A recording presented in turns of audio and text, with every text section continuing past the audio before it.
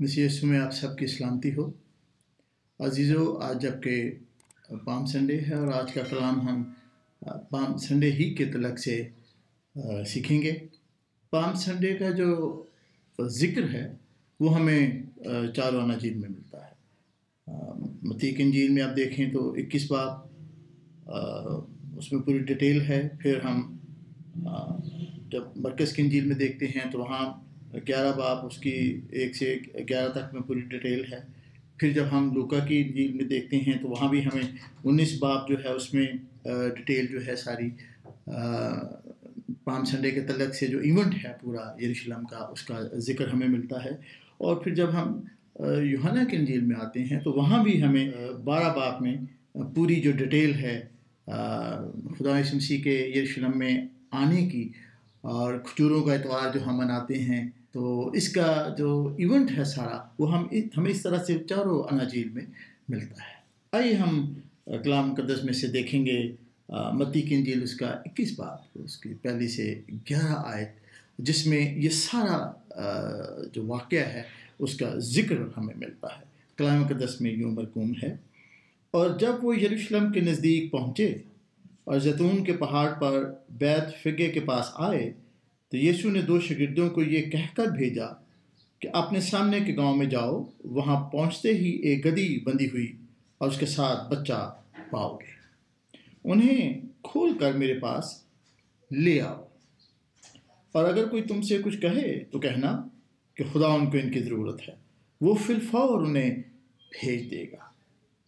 ये इसलिए हुआ कि जो नबी की मार्फत कहा गया था वो पूरा हो कि सैऊन की बेटी से कहो कि देख, तेरा बादशाह तेरे पास आता है, वो हलीम है और गधे पे सवार है, बल्कि लादू के बच्चे पर। और ये हवाला जो है ये खुदा यीशु मसीह की यरूशलेम में आमद के तलक से है। अजीजों, जब हम पाम संडे के ज़िक्र को लेते हैं और इस वाक़यों को लेते हैं तो ये वाक़या जो खुदा यीशु मसीह की यरूशलेम की आमद और उसमें एंट्री के तलक से है, इसी वक्त जब वो एंटर हो रहे हैं तो एक्चुअली इसमें 3 बातें पिन्हा हैं। नंबर 1 कि ये तारीख़ से जुड़ा हुआ है। ये खुदा यीशु मसीह की आमद ऐसे ही नहीं हो गई, बल्कि ये जो आमद उनकी यरूशलेम में हुई है इसमें पीछे हज़ारों सालों की तारीख़ है जो कि हमें बिफोर क्राइस्ट से पुराने यादनामे से मिलती है और फिर हमें नए यादनामे में मिलती है कि किस तरह से ये जो ख़ास जो उनकी आमद यरूशलेम में हुई है ये तारीख़ के वाक़यात के हिस्से का तसलसल है। और फिर दूसरी बात हम ये देखते हैं कि जब खुदा यीशु मसीह यरूशलेम में एंटर हो रहे हैं तो ये जो उनकी एंट्री है इसके पीछे हज़ारों साल से, सैकड़ों साल, हज़ारों साल पीछे से इसके लिए नबूतें चली आ रही हैं। बल्कि यूँ कहिए कि ये पैदाइश की किताब से जब नजात का पैगाम खुदावन ने बनी इंसान के लिए रखा तो ये उसी का तसलसल है। और उसी जो नबियों के सहीफ़ों में, तौरात में और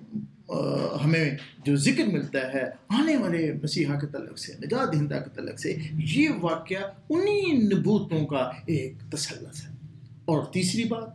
जो सबसे अहम है, जो काबिल गौर है, वो ये है कि जो खुदा यीशु मसीह यरूशलेम की तरफ बढ़ रहे हैं,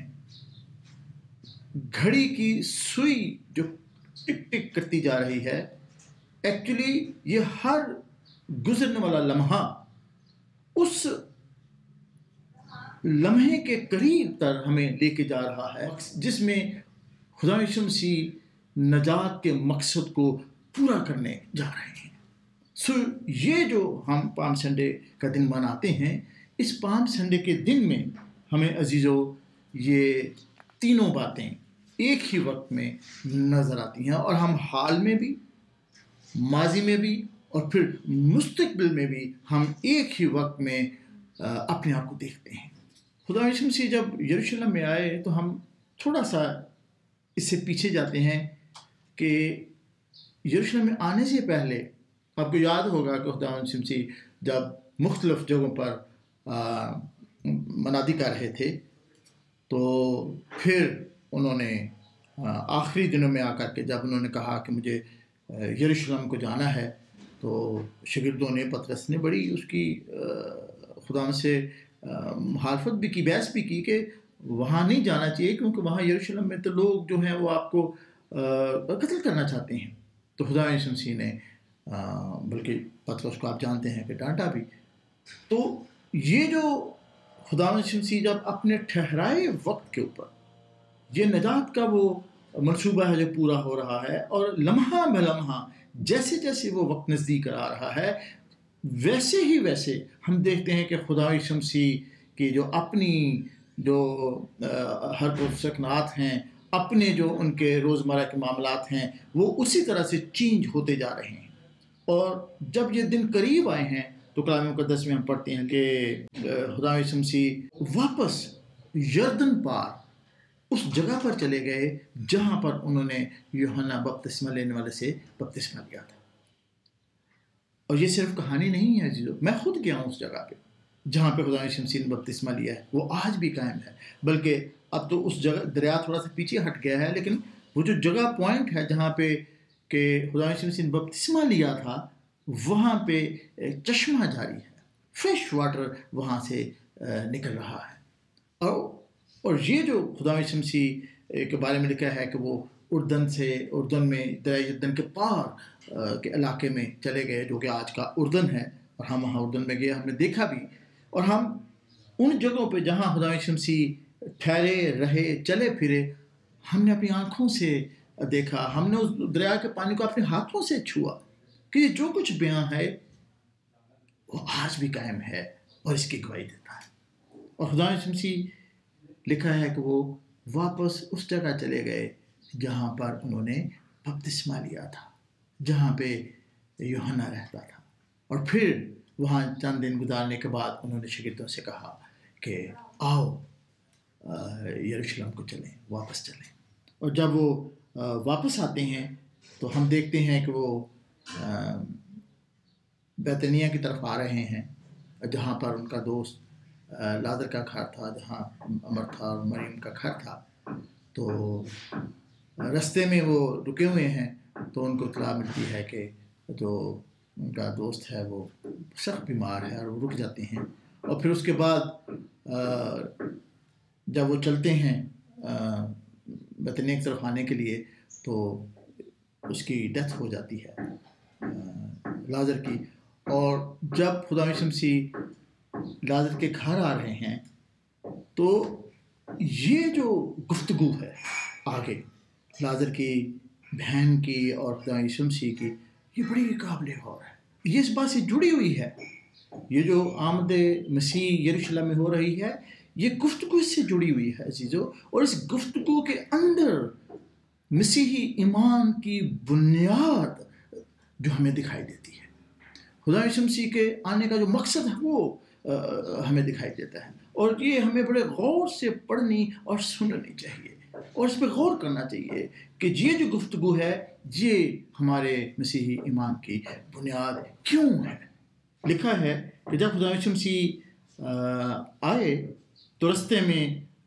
مرتھا جو ہے وہ بھاگ کر جاتی ہے اور خدا یسوع مسیح سے ملتی ہے، اور اس میں بتاتی ہے کہ لازر جو ہے وہ نہیں رہا، اور خدا یسوع مسیح اس کو کیا کہتے ہیں؟ وہ کہتے ہیں تیرا بھائی جی اٹھے گا۔ اب یہ ذرا جملوں پہ غور کیجیے، تیرا بھائی جی اٹھے گا، اور مرتھا آگے سے جواب دیتی ہے میں جانتی ہوں کہ قیامت کے روز آخری دن جی اٹھے گا۔ اور ہم سب یہی سوچتے ہیں، اور ہمارا ذکر بھی یہی ہوتا ہے کہ ہاں قیامت تو آنی ہے، اور پھر قیامت کا ہمیں پتہ ہے کہ کیا ہوگا، اور وہی بات جہاں پہ وہ فی البدی خدا یسوع مسیح سے کہہ رہی ہے، ہاں میں جانتی ہوں قیامت کے روز وہ جی اٹھے گا۔ اور عزیزو خدا یسوع مسیح نے کیا جواب دیا؟ انہوں نے کہا क़यामत और ज़िंदगी मैं ही ज़िंदगी का मालिक हूँ और मैं ही क़यामत भी हूँ। क़यामत के दिन भी मैं ही हूँ। मुझ ही में ज़िंदगी है, मुझ ही में क़यामत है। मैं ही अव्वल हूँ, मैं ही आखिर हूँ, मैं ही इब्तिदा हूँ, मैं ही इंतहा हूँ। और यही बात मेरे और आपके गौर करने की है कि हम इन बातों में नहीं पड़े। हाँ, अब ज़मीन पर ये होता है, हम ज़िंदगी गुजारते हैं, उसके बाद क्या होगा, फिर पता नहीं क्या होगा, फिर हाँ क़यामत आएगी। नो, खुदा यीशु मसीह ने कहा ज़िंदगी और क़यामत मैं हूँ, और जो मुझ पर ईमान लाता है गो वो मर भी जाए तो जिंदा रहेगा। अजीजों, ये मेरे और आपके ईमान की बुनियाद है और यही तकादा है जो खुदा यीशु मसीह हमसे करते हैं, और यही वो मकसद है जिसके लिए खुदा यीशु मसीह आज यरूशलेम में एंटर हो रहे हैं। जो मुझ पर ईमान लाएगा गो वो मर भी जाए तो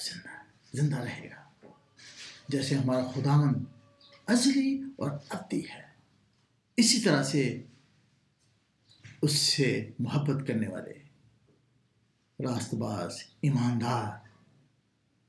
अज़ली और अब्दी हैं। जब जिंदा हैं, ज़मीन पे हैं,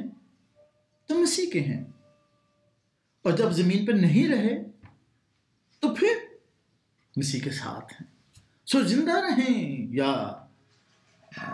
मरें, दोनों सूरतों में हम मसीह के हैं और मसीह ही के साथ हैं। सो इसलिए हमें जो ज़िंदगी है वो इसी तरह से दिखाई देती है कि हम एक ही वक्त में ज़मीन के भी और आसमान के भी शहरी हैं। और फिर हम क्या देखते हैं कि खुदा यीशु मसीह जब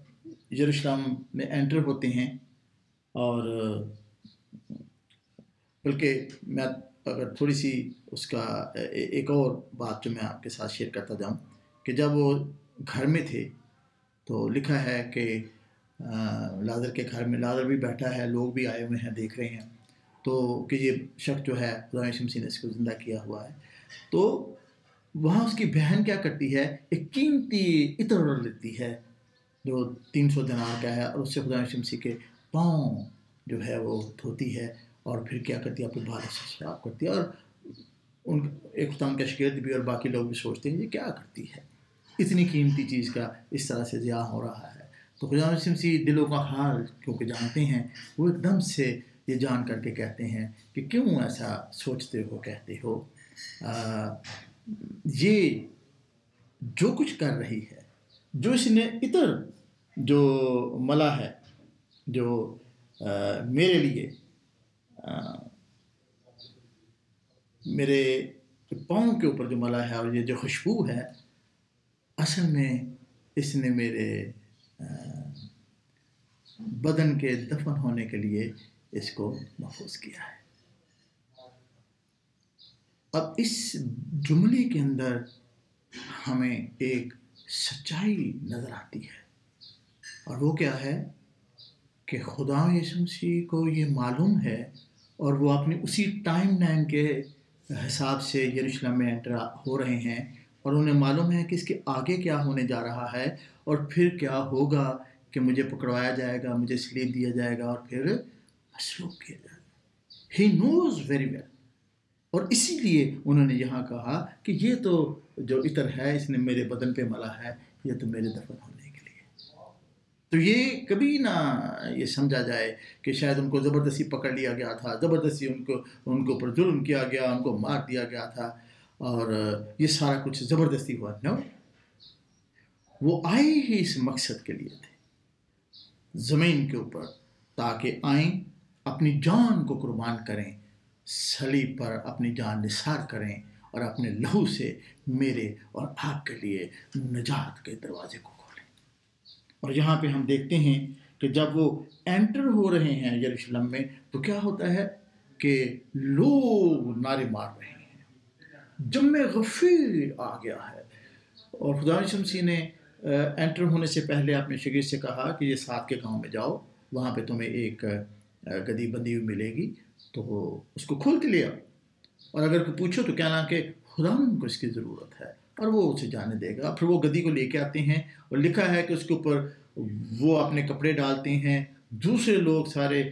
گدھے پہ کپڑے ڈالتے ہیں، اس کے اوپر خدا کو بٹھاتے ہیں، پھر آگے آگے زمین کے اوپر اپنی چادریں رنگ برنگے کپڑے بچھاتے جاتے ہیں، اور پھر ارد گرد سے لوگوں نے ڈالیاں، کھجور کی ڈالیاں، پام کی ڈالیاں توڑ لیں، کاٹ لیں، اور پھر ان کو لہرا رہے ہیں اور ان کو ویلکم کر رہے ہیں اور نعرے مار رہے ہیں، اور ایک عجیب سی ہلچل پورے شہر میں مچ جاتی ہے۔ ان کو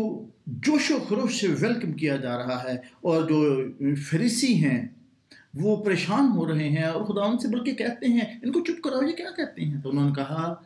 اگر یہ چپ رہیں گے تو پتھر چلا اٹھیں گے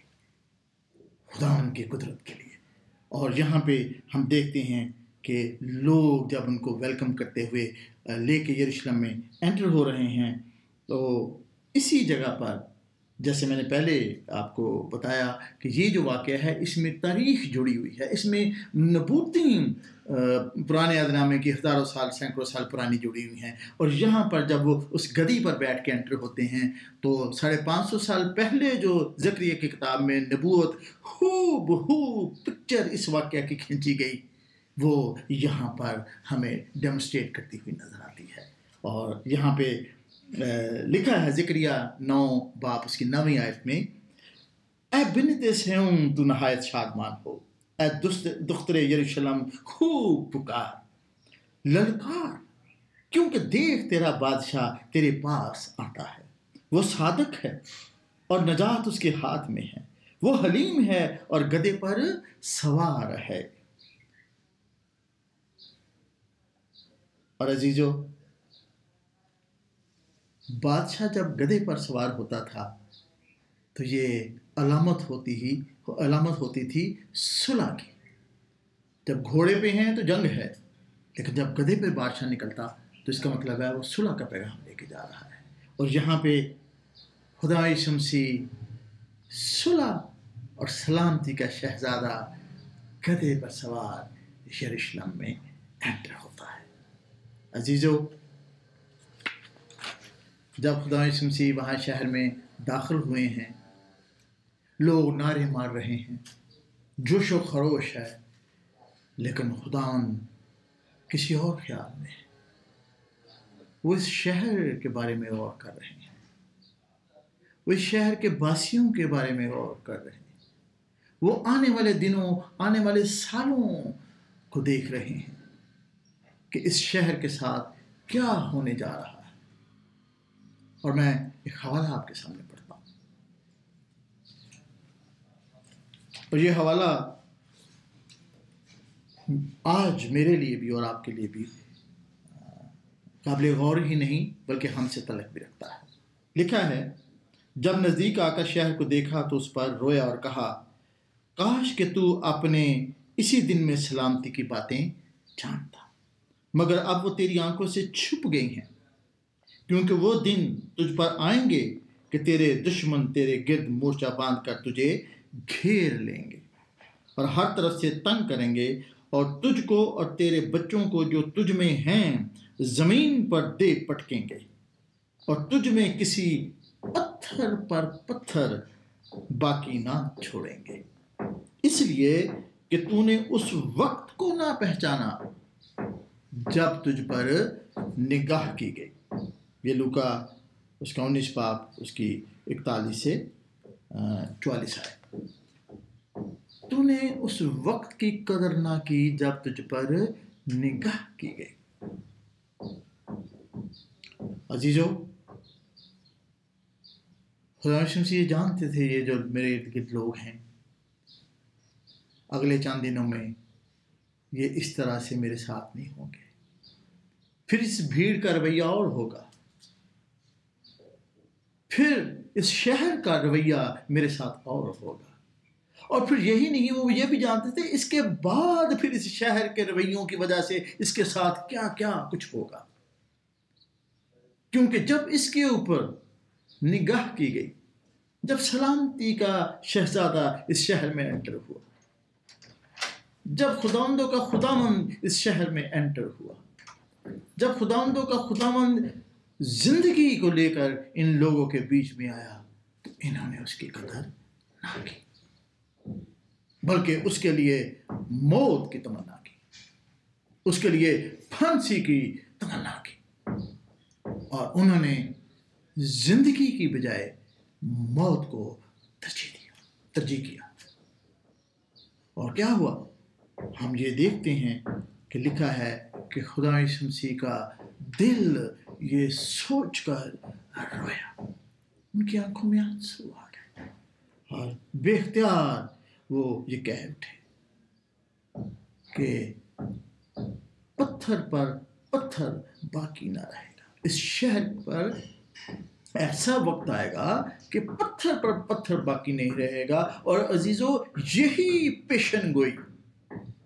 ہمیں تاریخ بتاتی ہے، ہم اس کے گواہ ہیں، کیونکہ ہم لیٹر ایج کے ہیں، اور ہم نے سارا جو پیچھے ہوا ہے ہمارے پاس وہ ریکارڈر ہے کہ ٹھیک کیا ہوا۔ خدا یسوع مسیح نے جو نبوت کی وہ 70 AD 70 عیسوی میں پوری ہوئی، کیونکہ انہوں نے جب ان پر نگاہ کی گئی اس نگاہ کی قدر نہ کی، تو عزیزو یروشلم شہر کی اینٹ سے اینٹ بجا دی گئی، رومیوں نے پورے شہر کو جلا کر راکھ کر دیا، قتل و غارت ہوا، گھٹنوں گھٹنوں خون بہا، اور ہیکل تباہ اور برباد ہو گئی، اور آج بھی اس کا وجود نہیں، ویسی ہی ہے۔ یہ سنجیدہ بات ہے، یہ غور کرنے کی بات ہے عزیزو۔ خدا ہم جہاں فرماتے ہیں کہ اس لمحے کی تم نے قدر نہ کی جب تم پر نگاہ کی گئی۔ میرے اور آپ کے لیے کیا؟ ہیکل وہ تو برباد ہوئی، اینٹوں کی بنی تھی، برباد ہوئی، لیکن کلام مقدس میں ہم سیکھتے ہیں، کلام مقدس میں یہ لکھا ہے، کرنتھیوں پہلا باب اس کی چھٹے باب اس کی 19 آیت میں، کیا تم نہیں جانتے کہ تمہارا بدن روح القدس کا مقدس ہے جو تم میں بسا ہوا ہے؟ یعنی ہمارا یہ بدن اب ہیکل ہے اور اس میں خدا کا روح بسا ہے۔ اور یہاں پر ہم کلام مقدس میں ہم یہ دیکھتے ہیں کہ وہ تیرا بادشاہ جو صادق ہے اور نجات اس کے ہاتھ میں ہے، وہ ہمارے اوپر نگاہ کرتا ہے، اور آج وہ ہمارے اوپر نگاہ کیے ہوئے ہے، وہ ہمارے ساتھ ہے، وہ ہمارے اندر ہے۔ اور عزیزو، میرے اور آپ کے لیے یہ وقت یہ کھڑی اس لیے ہے کہ ہم اس نجات دہندہ کی طرف اپنی نظریں اٹھائیں، اسے اپنے دل میں لیں، اپنے آپ کو اس کے سامنے سرنڈر کریں، اور اس قیمتی لمحوں کو اپنی زندگی میں سمیٹ لیں کہ میرا خداوند، میرا نجات دہندہ میرے ساتھ، میرے پاس ہے۔ وہ اس لیے آیا تاکہ وہ میرے لیے اور آپ کے لیے نجات مہیا کیے، اور خداوند نے کہا میں اس لیے آیا کہ تم زندگی پاؤ اور کثرت کی زندگی پاؤ۔ آپ سب کو پام سنڈے